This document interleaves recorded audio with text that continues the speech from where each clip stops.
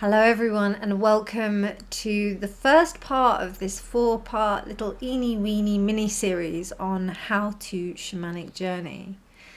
Thank you so much for taking the time to watch this video. I'm really excited to be here and be teaching you these things.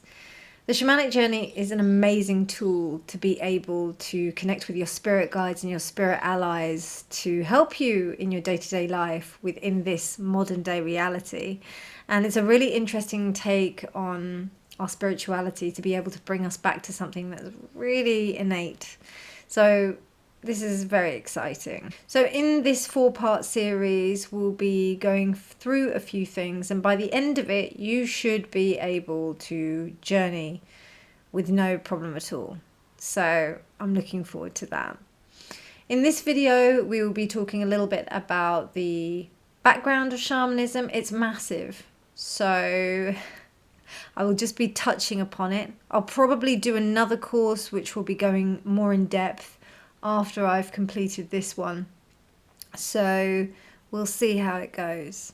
But yeah, a little bit about the background of shamanism. We'll be talking a little bit about the shamanic worldview to give you a bit of a map about where you're going to be traversing. Then we will talk about the shamanic journey itself. And then I will lead you on a shamanic journey and then give you a little bit of homework for the next video. So ideally you would want about a week, I would say, between each video. This is for you to integrate the information, for you to take some time to maybe do the exercises again. I do recommend that. So just take this as and when you want to do it. I would definitely say the idea of you being consistent with it is going to help. As with anything, consistent practice in you learning something new is going to help you to just do it, isn't it? So yeah, I think it's going to be a really exciting journey, and I'm really keen to hear about how you guys get on. But otherwise, let's dive in.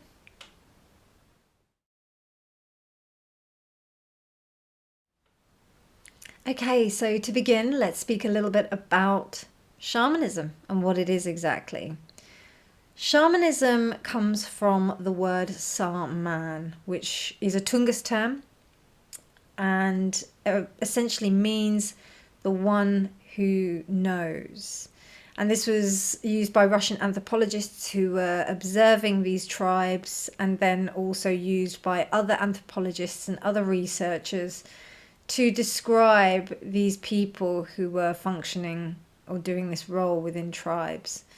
Now, the term shamanism is collectively used to describe ancient spiritual practices used all over the world.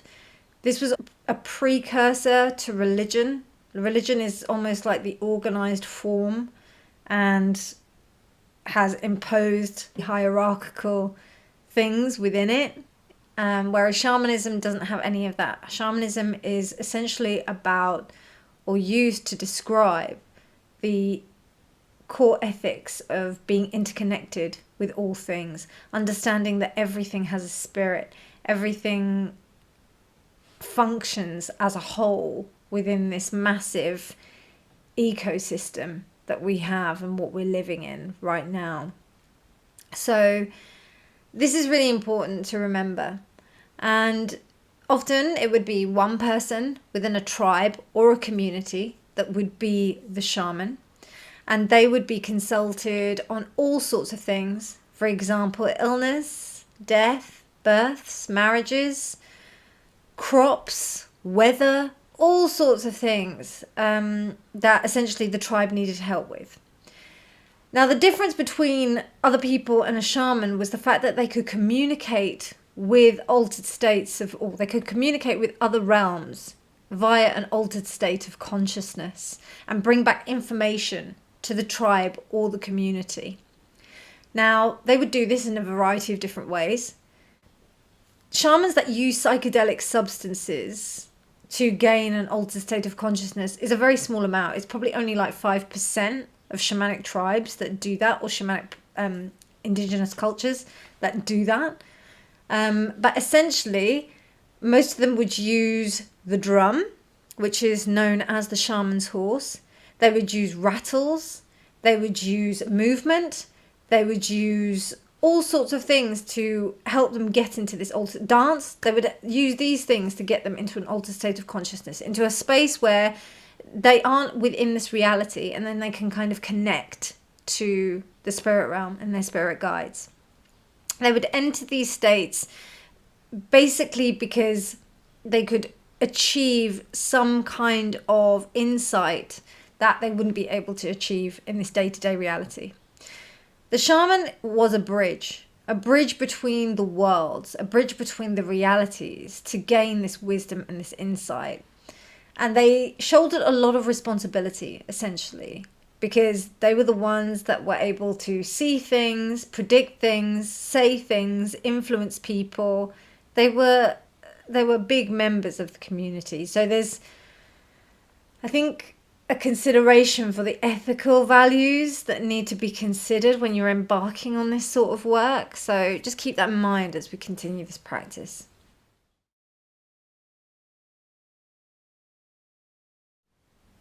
Let's talk a little bit about the shamanic worldview and the cosmology of the world of the shaman. This will help you to traverse these worlds a little bit easier and really understand what you're seeing and gain some kind of perspective on that. So you have 3 worlds. You have the upper, the middle, and the lower world. This is kind of derived from core shamanism. These are the principles that I will be exploring. Obviously, there's other shamanic practices which do other things, but just for a basic course, we'll just be looking at these 3 worlds. They each have unique characteristics and inhabitants that are within them. So let's have a look at each of those. The middle world. This is where we are right now, where I am talking to you right now.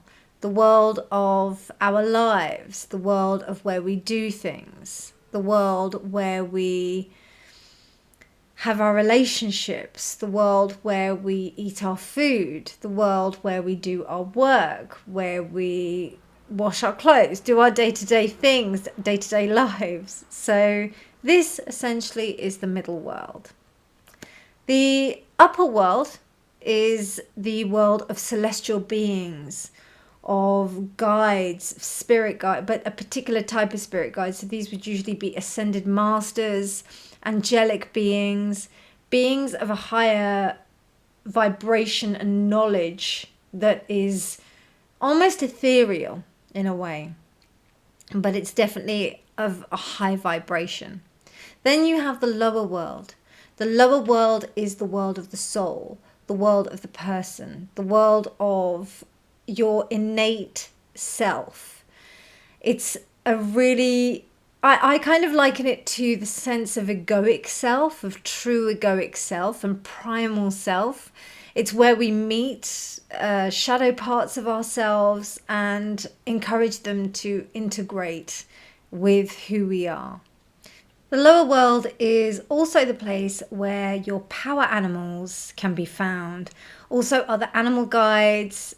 Essentially, I tell my clients that they have a whole menagerie of animals that are waiting at their disposal.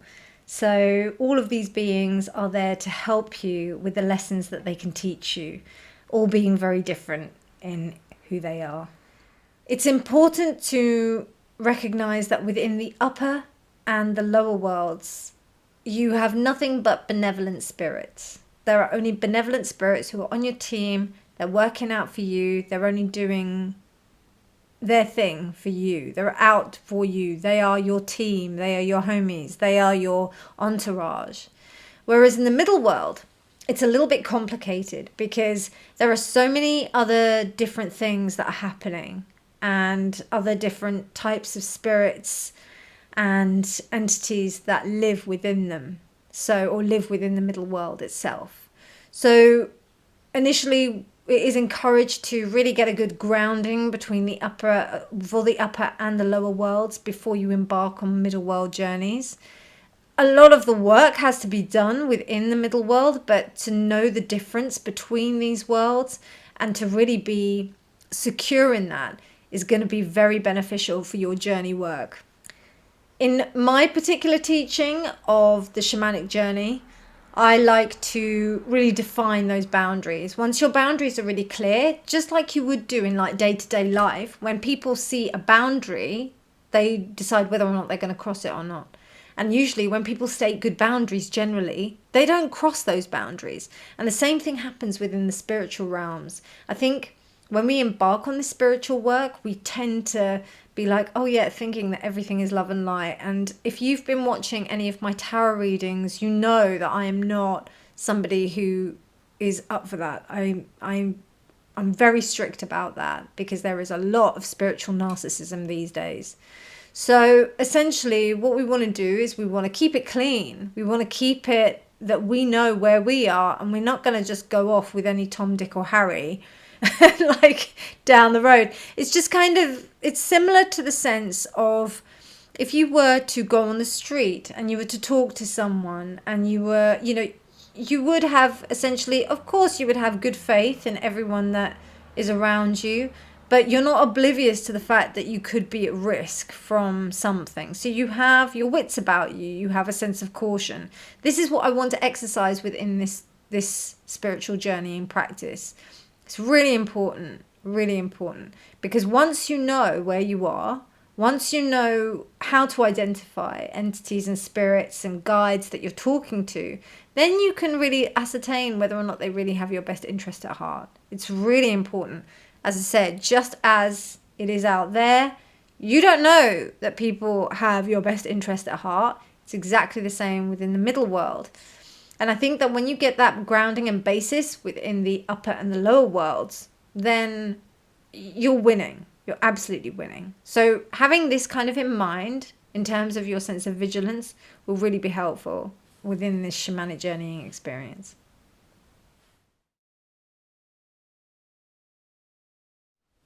Okay, so let's crack on with the shamanic journey itself and about your first journey. So to begin, we're going to start with a reconnaissance, if you like, of your own altered state of consciousness. With my clients, I get them to do an initial journey, which gives me an idea of where they are, how they see things when they enter this state, so that we can see whether or not they're in a position to go to these other places. I think it's important to be able to ease yourself into this space, because some people are able to enter it very easily and some people not so much. Also, there's this idea of what is my imagination and what is the journey space and what is it exactly I'm looking for. So this section will kind of clarify that. First things first, intention. What do you want to do in this space? You want to explore your altered state of consciousness. That's a pretty good intention. It's strong and it's specific, but it doesn't limit you in any way. And it encourages whatever to happen. You can still just as well explore what's going on, even though, you know, you don't know what might happen. So you're leaving yourself up to the exploration and having no expectation of what happens. A lot of this work is very dependent on your ability to be able to relax and be able to enter this state out, you know, in a really, really kind of easeful state. And remember, just like if you were riding a bike, it's a bit wobbly to begin with, but then maybe you might need stabilizers to begin. But then as time goes on and practice, you don't need it. You can just get on the bike and you can just ride it. So it's all good. So with the drum, which is what I'm going to be using within this journey, your initial journey, I will take you through the drum beats that will lead you in and lead you out of the journey. Before then, I also like to put you into a really relaxed state. I like to help you to get there, because I do understand that while we're living in this middle world, it's quite difficult to find time to relax and to get that kind of mind stuff out of the way. So I will be doing a short meditative practice to help you ground and relax. Now, I've prepared a separate drumming track for you to use. The link is in the description box below. It's just a sound file where I talk and then I go into the journey and then I bring you out. So please do use this one in reference to this video. Of course you can use other ones, but I do refer to this work, and because this is a course that's alongside this, I think it's advisable to use that MP3, and it's just easier rather than you searching for another one. So please do look at that down below. When you come back from your journey, it's really important to write it down. I cannot stress this enough, and it is a fundamental part of this whole process, because if you don't write down your journeys, there's just no way that you can really progress and be able to review the information that you've seen or heard or felt, whatever it is, whatever sense it kind of comes to, and be able to integrate it into your daily life. Because the main thing with this is learning how to interpret these journeys, which is what we're going to be doing in subsequent parts of this course. So I think getting into the habit of being able to write down these journeys is imperative. And you will hear me going on about it again and again and again. I've been with people who have been journeying for a really long time, and they don't write down their journeys, and they just keep on starting from the same point over and over again. And funnily enough, their journeys just do the same thing. They just say the same thing because it's almost like a message that's trying to get through. So please do just write your journeys, just for your own sake. The world we live in, if we don't write things down, for me, if I don't have things in my diary, I forget that they're there. Just like with a dream state as well. If you don't write down your dreams or make a note of them, then yeah, they kind of disappear into the ether. Recording them is okay. You can record your journeys, of course, but I would really recommend writing them down, because you're taking them from the ethereal realm, you're taking them from the unconscious and the subconscious self into reality, into something that's, like real. So, you're kind of transferring it from the ether into this 3D reality, into this middle world reality. So please do that. It will really help you. And also it will encourage you to be able to review your process in terms of what you're viewing and what you're seeing. If there are any recurring messages, noticing any patterns, any themes. Yeah, it's an observation exercise in all aspects.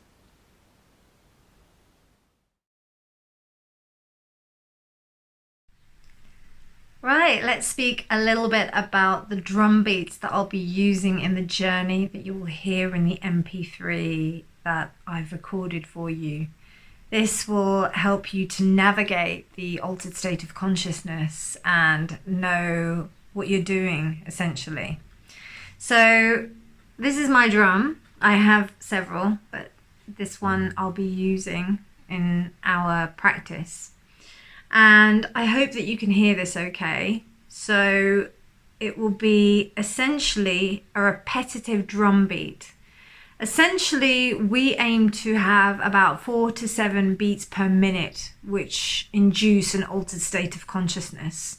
This can either be done with a rattle, a drum, anything, but for this purpose, I'll be using the drum. And I'll be beating like this.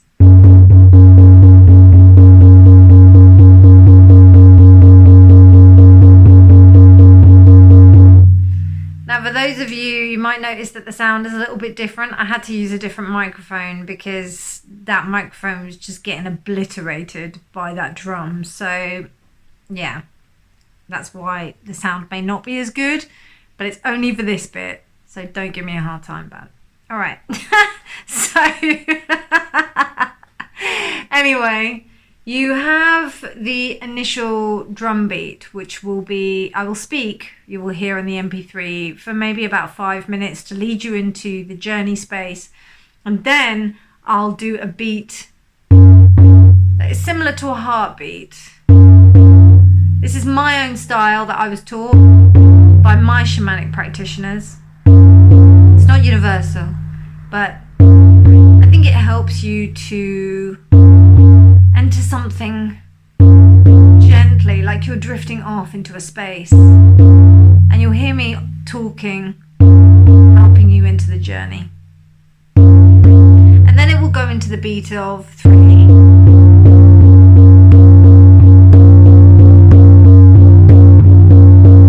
It will go into 3 and then it will go into 4.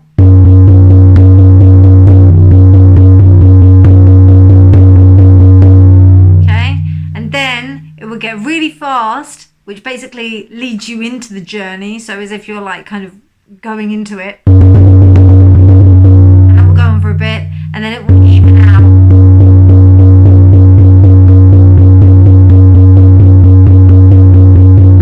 And that's the beat. That will continue for about 10 to 15 minutes. I can't remember how long I did it for, but it will be that amount of time. And then to bring you back out of that altered state of consciousness, I do something called a callback, which is 4 beats. And I'll do that 4 times. Once you hear that, that is your signal to come back from wherever you are and back to your body where you are in this middle world reality. It'll do it 4 times, that callback. Then it will get really fast. Faster to signify you're kind of rushing back to the space where you entered, and then it will go back to the heartbeat, the 2 beats, bringing you gently back into this space, into this reality. So I hope that helps you in that respect to navigate, and yeah, that's what I will be using throughout all of the journeys. So make sure you watch this video. I hope you are. You obviously are because you're watching it now, but you know what I mean. Just pay attention to those beats, and you can rewind obviously and review that, but you'll recognize them within the journeys that I put up for this course. Okay, so a little bit of homework between now and the next video. If you can practice the shamanic journeying and being able to enter your altered state of consciousness about 3 times, I would say, if you can. So that's 3 15 minutes out of between now and a week, which I've advised for you to leave between the videos.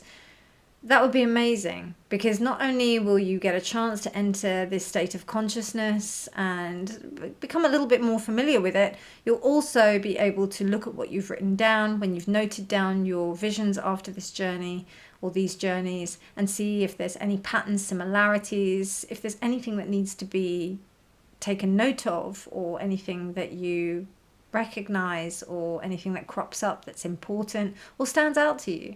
So that's going to really help. So that's it for this video, and I look forward to seeing you in the next one, where we will be exploring the lower world and going deeper into that space and just seeing what it is exactly that it holds for you. The lower world is a place of deep healing and revelation, and is an incredible space for you to really discover a sense of yourself. So that's going to be really exciting. But anyway, you have a wonderful time until the next video, and I wish you well and all the best for your journeys. Take care. Bye.